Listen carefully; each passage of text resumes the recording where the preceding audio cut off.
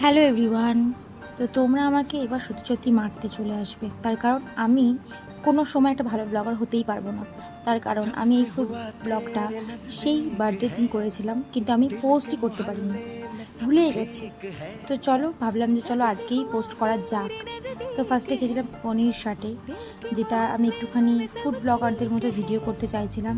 তারপরে খেয়েছিলাম চানা মশলা আর নানপুরি, যেটা আমাদেরকে দিতে ভুলে যাচ্ছিলো, তাও আমরা চেয়ে নিয়েছি।